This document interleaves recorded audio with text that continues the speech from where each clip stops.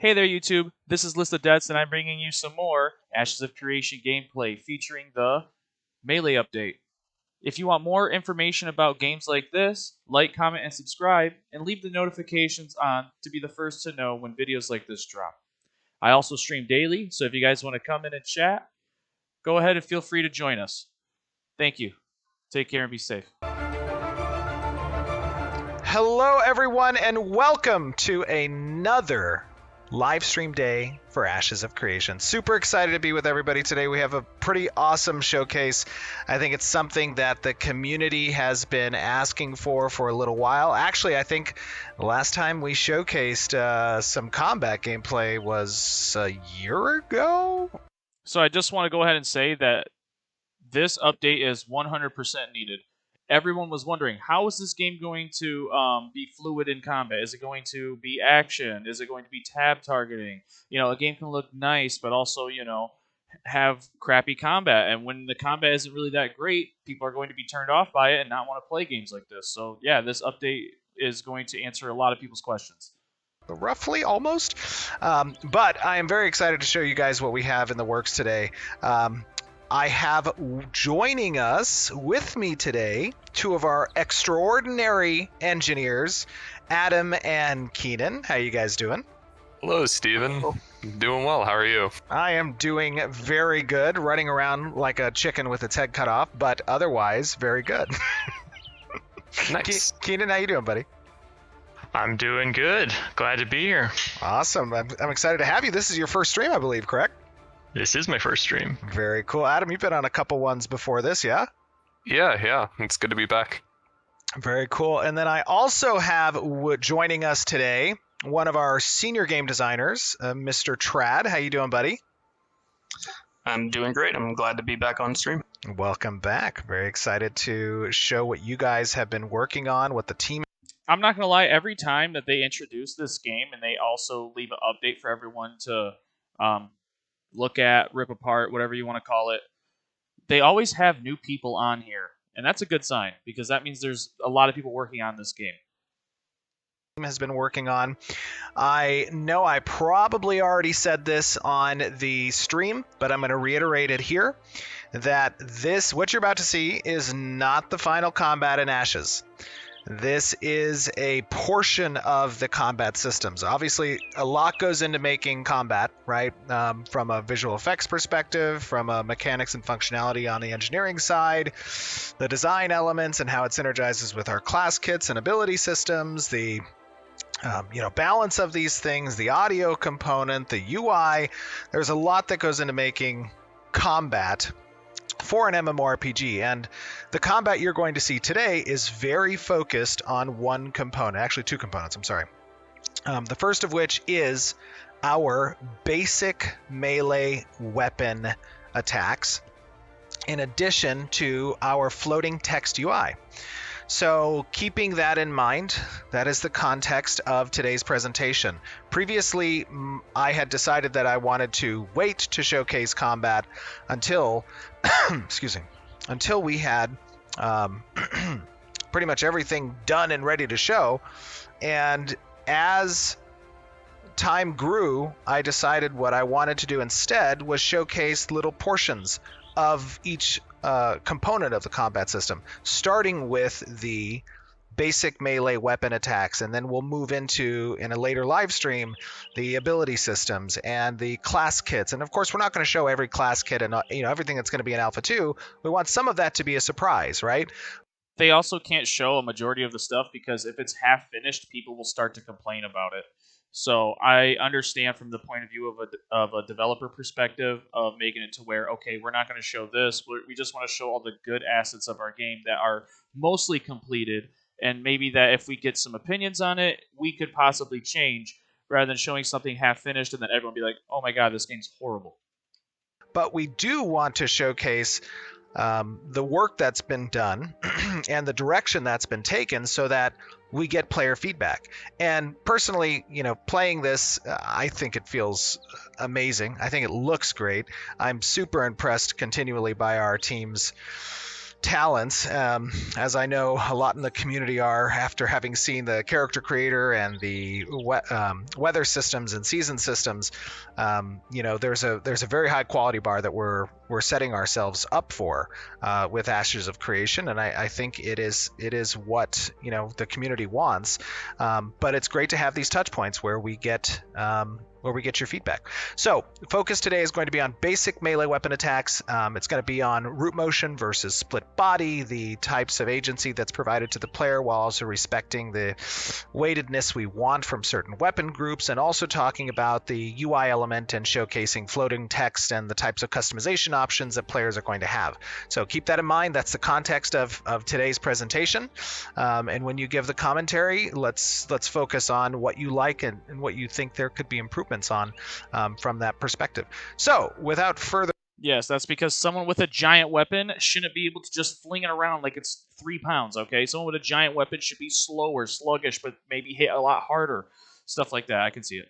ado, we are in probably an area that you guys are familiar with. This is the Riverlands Biome yet again. You saw this in the last month's live stream, but we are in an area that is known to harbor some scary things. So Gorgeous. I'm just going to start kind of walking down in this area, and Get your Adam, 580s Keenan, ready. Trad, if you guys want to talk a little bit about how this process began all those months ago on defining good combat for Ashes of Creation. Sure. I would say, it starts with, all of the hundreds of thousands of hours, cumulative hours Yes. of MMO we have under our belt, right? We have a lot of hours of MMO gameplay under our belts collectively. We just got to push a couple buttons and we're immediately like, oh, it feels good or it doesn't feel good. It's funny, Keenan, actually, you say that. One of the you guys all know this because every one of you went through an interview with me, but one of the qualifying aspects of joining the team is, what type of MMOs do you like to play? Nice. Yeah, so it starts there, and then from there we sort of do our research. We have to take a look at the state of the art, and then holy shit. we study it. We form hypotheses about what exactly it is that makes things feel good or not feel good, and then we make those things in as controlled a manner as we can. And then we turn the knobs, we tweak things, we see what feels good, what doesn't feel good. We come up with some rules, some processes, and then we put them to the test. And this is what comes out. I didn't even think that rock was real, it's a very guys. iterative process, right? Like, none of these things are like you form your theory on paper and then you go and you make the thing and it comes out to be exactly what you see now, right? Like, it starts out the first time not super great, and then what we have to be able to do as engineers and designers is identify what is not great about those things and then just continue to iterate on those things. And that's, as long as you keep making it better each time, eventually you're going to end up with something good. Yeah, and Real quick, I just wanted to say the only thing I would be worried about is what happens when you have 3 or 4 or 5 or 10 or 20, whatever the amount, whenever you do raids, whenever you do sieges, when you have all those effects going off, how laggy, because of how gorgeous this game is how bad is it going to drop your FPS? What is the fidelity of this game? Can it run multiple people? Can it, these are questions that I'm going to have. Having this one person versus 5 monsters isn't really necessarily really telling the whole story. So hopefully we can get some of that in this game, this segment here. for this exercise and finding what makes Ashes great specifically, we wanted to approach it from the ground up, answering individual questions about our hypotheses and what we think is good, right? So we really focused on individual aspects that we think makes good combat and answered them one at a time in a very tight iterative process. And we ended up at something that we think feels really, really good. So yeah, just the playing GM this, powers I on. am loving the hit reacts, the visual effects, all the ancillary components that go into making the combat. But but more importantly, the pacing of this kind of heavier weapon group. Also, as a side note, outside of the combat, one of the things I've not necessarily liked about MMOs traditionally in the past is that, excuse me, every portion of land is covered by some type of monster, right? And it kind of gives you this weird feel. But here, like, this is a very dangerous area that we're in, the environment. And part of it gets communicated by the aspect of these rocks and like the specific types of materials that's represented here, but you don't know exactly where the threat lies per se, right? You kind of move up into an area, and if you move too far, you get the audio cue of the monsters like arising. Your character gets into the combat stance. They have some really cool aspects of animation. The animation team did an amazing job with the rolls here. I am loving, and also they're like just like swinging away and then flying off. That is so great. Yeah, I really like the camp feel of this area where you don't just see these guys scattered around all over the world. No matter where you go, there's like something that's gonna aggro you. It's more like, I'm gonna grind here for a bit. Yeah, Steven, you were talking about how you like how heavy the sword feels, and that weight impact, that is one of the combat pillars that we have been studying and honing in on in our development process. The other side of it is being also like agency. To what extent does this weapon respect your intentions? And that's the part that's important to me. I'm a classic player. I come from traditional MMOs, right? Like I want to be able to move and attack at the same time. Right. Yes, and that was a huge point of feedback actually that we received during Alpha 1, was that we started with this more root motion approach to the basic weapon attacks. And ultimately, we called an audible mid-test. I remember it was in that end of July or beginning of August month, where we decided to implement a completely split body approach and get player feedback. And of course, the feedback was very positive, resoundingly positive, right? That players prefer that agency over that weightedness, but there's a little bit of a conflict there because they also didn't like the floaty feeling which comes along with not having the weighted approach. So how did that play into your guys' defining this current approach on the weapon attacks? How did you blend those two? Yeah, so we kind of approached it from looking at player agency primarily, as Keenan had said, and the games that really handled player agency the best are those like classic MMOs, right? Players really like how smooth the classic MMO feel, how much player agency they get out of it. And then we took that and we tried building this sort of impact and weight on top of it, really making attacks feel satisfying, making it feel like the inertia of the weapon and your movements are accurate, physically accurate. And we accomplished that through a number of ways. Really, again, talking about the process, we tried identifying each individual aspect of what we got out of these, more modern action games, and tried incorporating that into our classic MMO base. I think it all comes down to looking at it not as a binary of, are we doing split body or are we doing root motion combat? It's looking at everything as modular pieces and then dialing in those numbers to make something that feels high in player agency, feels very impactful, like it has a lot of inertia, it feels very physical. Yeah, my litmus test for agency in combat is take any moment in combat, pause time, look down at your hands, look at the keyboard. The buttons that you're pressing should be the directions that your character is moving.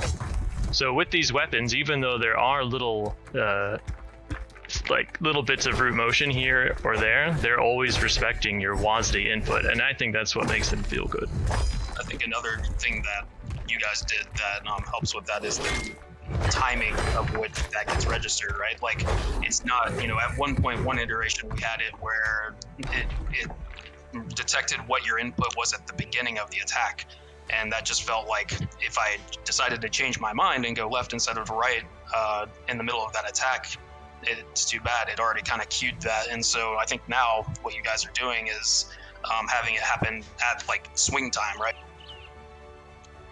Yep, it's constantly looking at your input and adjusting. Now wanna I've see these equipped daggers. these daggers, this dual wielding, these dual daggers. Talk to me a little bit about the differences between the heavier weapon group and the light weapon group. Yeah, so initially in our investigation, we wanted to start with the light weapons to figure out how to really blend the weight of an attack and introduce or start with player agency and then introduce that weight of the attack into it. We figured the least risky weapon to start with would be the lightest weapon possible. You know, little daggers that move very fast, very high player agency, and not necessarily focused on big weight, much like a heavy sword. So I like this.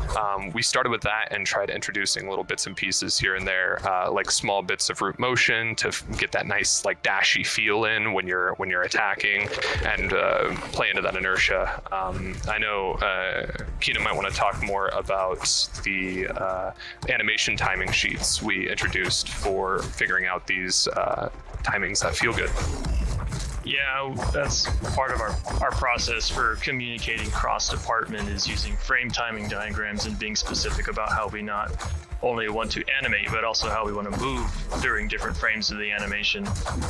And we found that to be very Using successful. the same skills on the daggers. But one of the things that makes the Thought daggers there might be dagger different skills. than the sword is that the daggers never really slow you down. They're both respecting your directions, but the swords will actually slow you down at certain times. Like leading up into the strike, your split body movement is sort of blending down toward 0, and then you strike, and then it blends back up toward to 1. The daggers are not doing any blending like that. You're just split body, and then you're striking, and then you're back into split body. It's like a seamless process.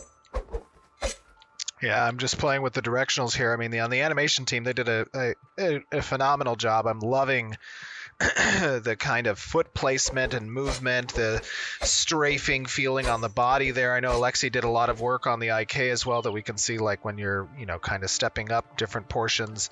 It feels really good to play. Oh yeah, considering how physically based we are and animation driven our combat system is, it was super important that the animators, get all of that right, and they absolutely knocked it out of the park. I mean, one of the biggest things I think to making good feeling attacks is getting all of the departments involved in what feels good and on the same page, right? Getting everyone iterating. So, like in the process, we started with chopping up animations to build an ability that we thought felt good. And then we wanted to pass that off to animation to finalize those animations by chopping up our abilities and making animations that feel good. And then we can all loop everyone back together and finalize that ability. VFX has the same process too. So, it's a bunch of different departments iterating on a very micro scale to build something that is just awesome. Yeah, the animation team definitely had to take a deep breath when we went to them like, hey, those 3-part weapon combos that we like so much? We want different ones for each direction that you can move in. Oh, and also you need to be able to weave between the directionals at any time. That is pretty funny. One of the things that's interesting and is always a point of contention for good. those of us who have perhaps played different games and have become accustomed to specific visual representation of these damage floating text, right? And I want to showcase a little bit. I'm going to let them hit on me for a little bit just so you can kind of see. Directionally, damage you take, which is indicated in this red number, floats towards your left-hand side. And when you do damage to a target, they float to your right-hand side. Now, one of the very important aspects of these floating texts is providing the player with customization options that they can adjust the size of the floating text. They can adjust the color composition on how these texts are represented. That's how They Lost can Ark also just did. include damage icons to indicate the ability that's used for those floating text. And importantly, excuse me, we also call out the crits that you do in a separate way, how they pop in. They're slightly above those Like, imagine if you're able to change your crits to purple. You know, some people prefer like that, maybe red. You know what I mean? Maybe orange. Okay. Maybe some people just like a lighter yellow. All right. I've seen crits. I've seen crits in so many different games that are so many different colors. I've seen crits be blue. You know what I mean? It just to have your own preference when it comes to that and your own customization options is so cool. The other numbers. It's the little things. And then more so, we also have additional functionality for cumulative damage value. So I'm going to kind of go through that. You'll see here as I press, different option. Now we've changed the colors. Whoops, hold on. Let me see. Make sure. Is that color going off differently, or do I not have my... Hold on. Still yellow. Is it? Okay, let me try this very quick.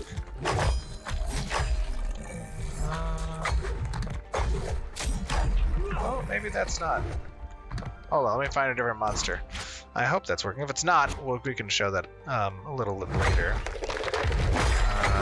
Let me press this button. Oh, here we go. Okay, so you see the color is changing now, and that's something that the player has agency over, right? You can assign different types of colors that you want.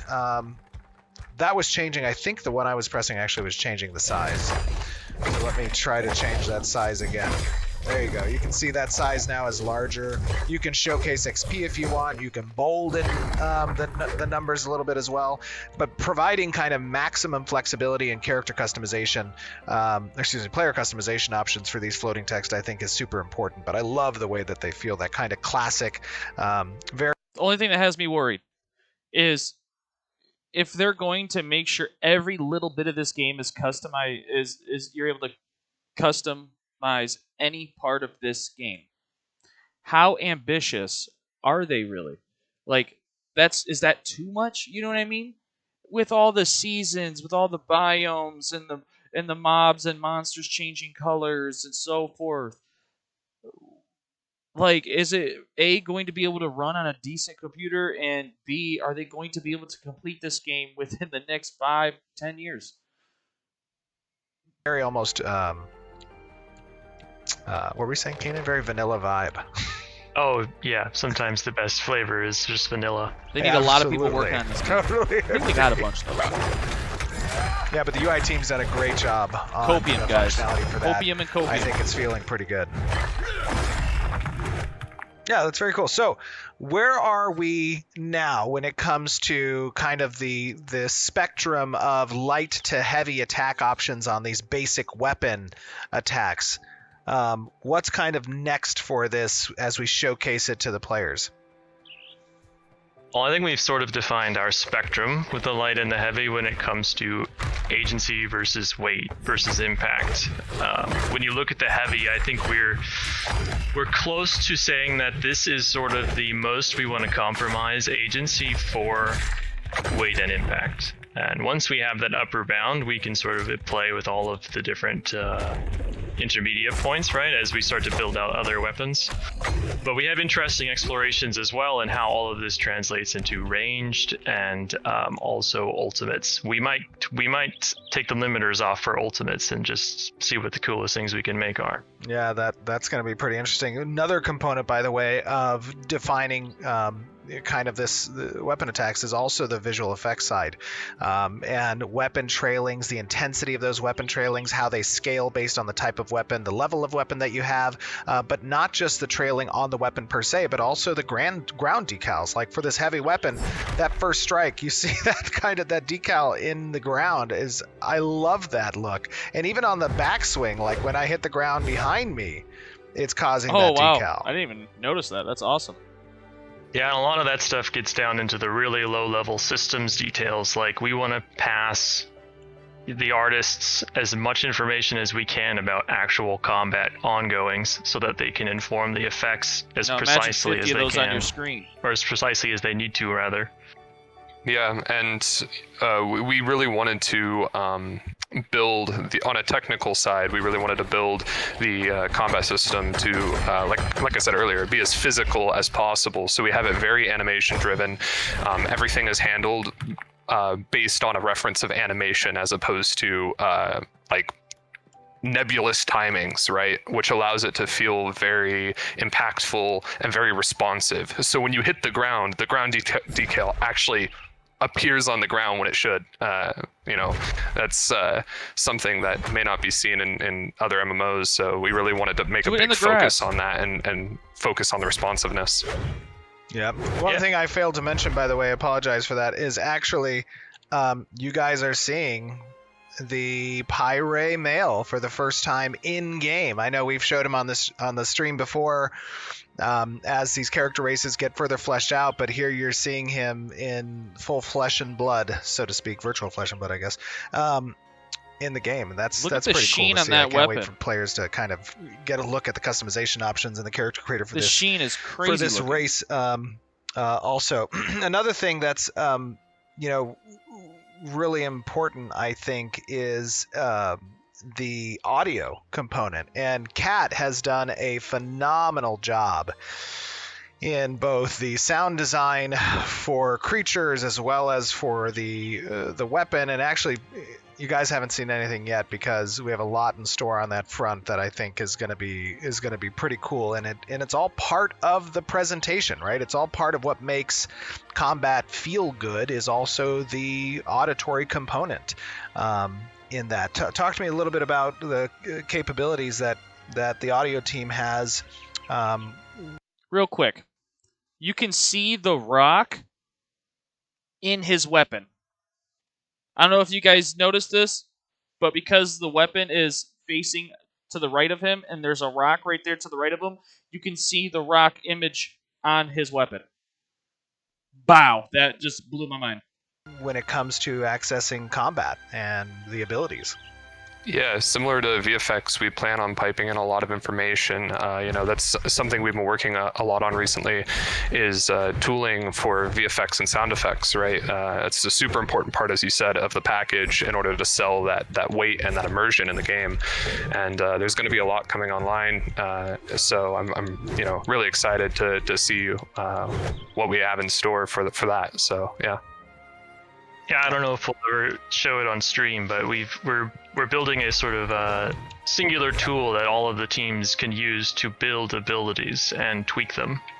Sound effects, visual effects, animation, design, engineering, all using the same tool, grounded in animation, to build these abilities. Yeah, absolutely. Another component, Adam, which you guys worked on, is camera controls and adding. Talk to me a little bit about the kind of visuals that are provided through these additional camera controls for abilities and combat.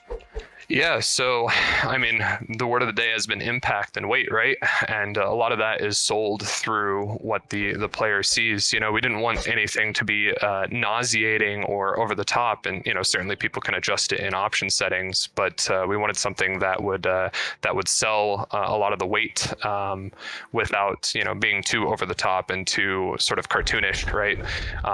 And so we implemented a few different camera effects, things like camera shake, radial blur, and a few other things involved, and really tried to maximize our bang for the buck with those to sell the weight of these attacks. And it really adds a lot, especially I've noticed a lot of how your peripheral interprets the way that they attack really sells it for me as a player.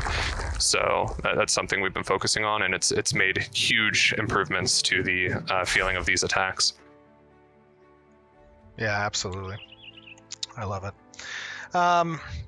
So, looking forward, as we continue to flesh out both the medium melee weapons, and we'll be showcasing our ranged weapons in combat in a future stream, we're also going to be talking a little bit about and showcasing, which you guys got a little sneak peek on a few abilities, some class kits and the ability systems as a whole, and what we're able to accomplish for Alpha 2. Of course, we promised at the beginning of this year that you guys would be getting some pretty exciting showcases of all the work that's being done on the project towards Alpha 2. You got that with the character creator, you got that with the seasons and weather systems. Now you're starting to get a little bit of touch on the combat side. And I know that there's a lot of stuff that design has been prepping around, the work that's been done on these class kits and the different archetypes that are going to be playable across Alpha 2. But there's a lot in the store, and there's a lot of functionality that the engineering team has provided our designers when it comes to both the functionality of certain types of abilities as well as the synergies possible between them. You want to talk a little bit, Adam, Keenan, and Trad, about what's possible given our ability toolkit? Definitely. Man.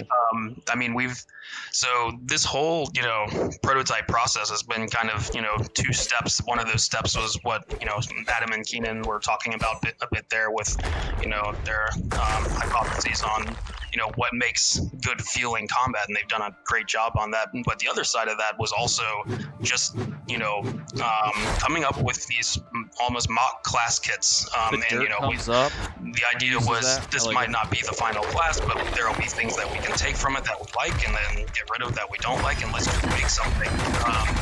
And you guys have kind of seen some sneak peeks of that already from the Assassin and the previous stream, and now you're seeing something from the Weapon Master. That was the other one that we took just to experiment with and contrast these different types of combat. And what I was kind of going for here was, getting class synergies in place where, maybe, for example, you've got a thing that if you kill someone with one of your other abilities, it'll reset the cooldown on one of these abilities. And there was a lot of that kind of stuff going on in this kit, whereas there wasn't so much of that interaction in the kits in, the previous alpha. It was an area that we felt we could really improve.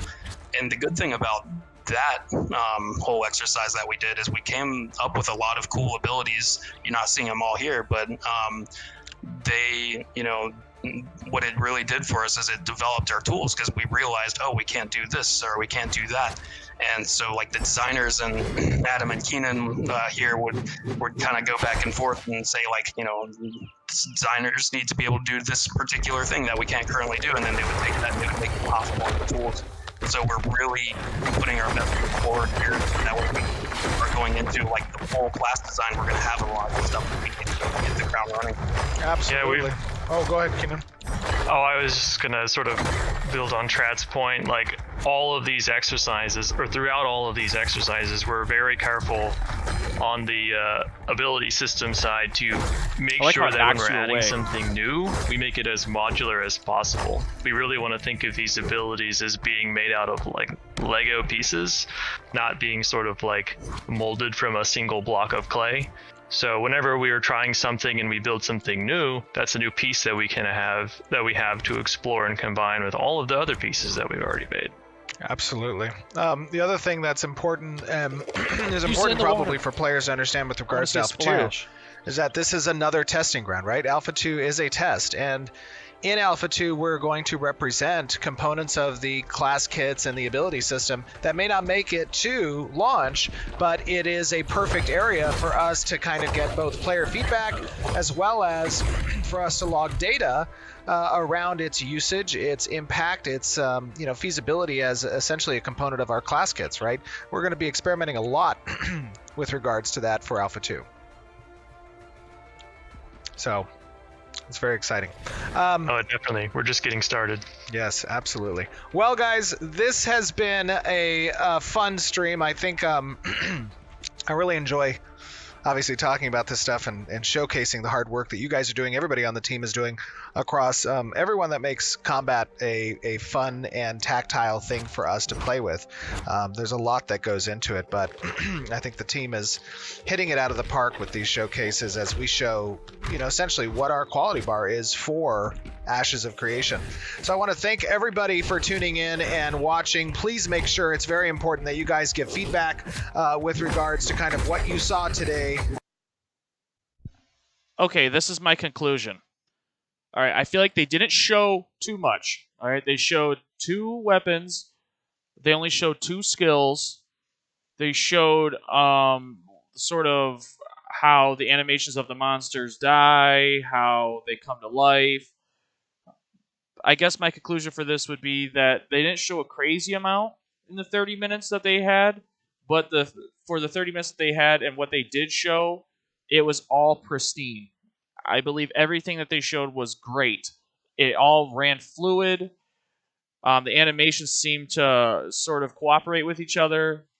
And yeah, that's pretty much how I feel. I feel like this was done very well.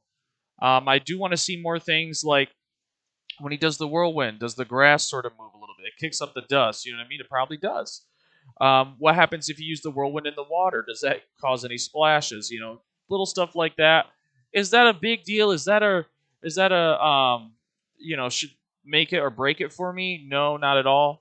But I'm sort of curious because of the snow systems that they're going to have and everything that changes. Will that be an option? Will that just be part of the game? You know what I mean? So yeah, I would say that for what they did today, I feel like they did a great job, guys. Anyways, this is List of Deaths. Thank you so much for watching this with me. If you made it this far, I appreciate you guys sticking around. If you guys have any feedback, definitely go ahead and comment. If you feel like I'm doing something wrong, go ahead and comment. If you feel like I'm doing something right, go ahead, let me know. I would appreciate it, guys. All right, more feedback the better. Okay, it lets me make better videos and become a better content creator. Okay. Anyways, y'all have a nice night.